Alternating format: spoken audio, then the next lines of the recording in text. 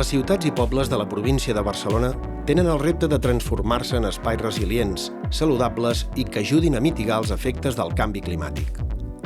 Ubicada al recinte de l'Escola Industrial, la Gerència de Serveis de Medi Ambient treballa en l'aplicació de polítiques en l'àmbit municipal que permeti transitar els municipis cap a la sostenibilitat. A través de diversos projectes, acompanyem els ens locals en tot aquest procés de transició, especialment en la transició energètica, amb l'objectiu de promoure un model energètic descentralitzat i participatiu.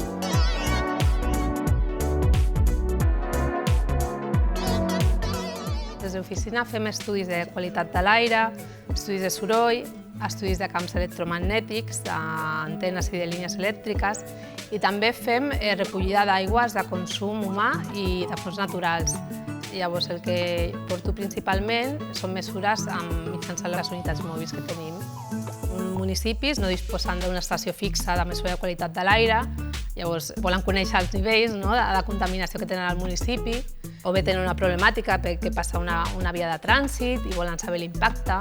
A l'entorn d'escoles, també, podem veure així les evolucions dels contaminants, podem analitzar, fer mitjanes, fer càlculs estadístics.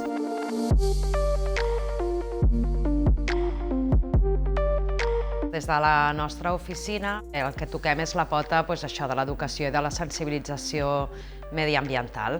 Oferim diversos tipus de recursos, exposicions, també fem projectes, fem plans directors d'educació ambiental municipal i també fem temes de formació per tècnics municipals. El projecte 50-50 és un projecte que es treballa directament amb els centres de primària, també ho fem amb instituts, i a través d'un seguit d'activitats que proposem en aquesta escola, el que és l'equip energètic treballa amb temes d'eficiència energètica dintre de la seva escola. Per exemple, realitzen un recorregut energètic al voltant de l'escola per tal de veure com funciona energèticament l'escola i després, a través de les ineficiències que detecten en aquest recorregut energètic, proposen tot un seguit d'accions en el que anomenem el pla d'acció del projecte per tal d'evitar malbarataments energètics i de consumir d'una manera més eficient en el seu centre escolar. Al final del projecte calculem quin ha estat aquest estalvi que s'ha aconseguit a través de la implementació d'aquestes accions i el 50% d'aquest estalvi se'l queda directament l'Ajuntament, que és qui paga les factures energètiques de les escoles, i l'altre 50% es retorna directament a l'escola per tal que el puguin invertir en allò que necessiti l'escola. A la nostra secció ajudem els municipis a fer la transició energètica. Això té diferents vessants. Els donem un suport tècnic, que vol dir que els redactem projectes executius per fer instal·lacions d'energia solar fotovoltaica, de biomassa, per usos tèrmics, per calderes de biomassa, diguéssim. Els donem suport econòmic, això vol dir que puguin tenir diners per fer la inversió d'aquests projectes, que resultin d'aquests projectes, i des de fa 2 o 3 anys hem començat a donar-los suport amb comunitats energètiques, que és transició energètica de l'Ajuntament, però també de la ciutadania de l'Ajuntament. Les comunitats energètiques obren la porta a un canvi de rols, diguéssim.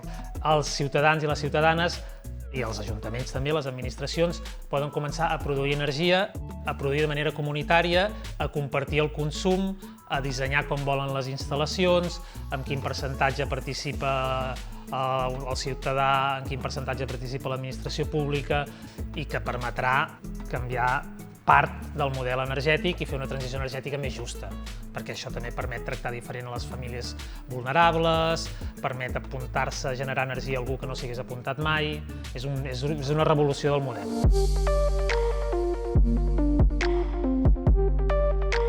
Des de l'Oficina de Canvi Climàtic treballem per l'adaptació al canvi climàtic, en concret, a la secció on estic jo, i treballem en diferents àmbits. Amb la planificació ambiental local, des dels municipis, oferim recursos per donar suport als municipis de la província, adaptar o fer que aquests municipis siguin més resilients a aquest canvi climàtic que ja tenim a sobre. Una de les tècniques o projectes clau és els projectes de naturalització. Creem espais que són molt més naturals i alhora potenciem els beneficis que puguin tenir, no només per al benestar de les persones, que També perquè al final el que fem és generem un espai, un àmbit d'un confort tèrmic, un confort ambiental que afavoreix la sociabilització, sinó, a més, en consonància amb tots els beneficis ecològics que comporta naturalitzar i entrar a la natura o fomentar la natura, la biodiversitat dintre de les nostres ciutats. Jo considero que la Diputació és un lloc privilegiat per treballar. Coses que són importantíssimes i que valoro moltíssim és aquesta cura que es té, aquest respecte cap al personal propi de la Diputació i les bones condicions de treball que tenim. Una de les coses també que més valoro d'aquí és el tema de que hi ha una igualtat salarial. Per homes com dones fem les mateixes tasques, percebent el mateix salari. Això és fantàstic.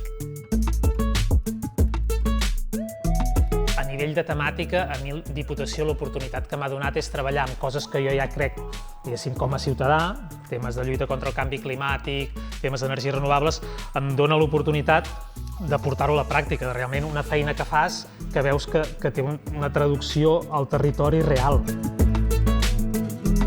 Com a tècnic de la Diputació de Barcelona, és molt satisfactori saber que pots donar suport a altres ajuntaments, municipis, a altres serveis tècnics, allà on no en tenen, de vegades no tenen ni el propi recurs, ni econòmic ni personal, i per tant puc aportar el criteri, el coneixement, l'experiència, no només la meva, sinó la de la xarxa a la que pertanyo, que són tant els tècnics de Diputació, tècniques, com els d'altres municipis que sí que la tenen.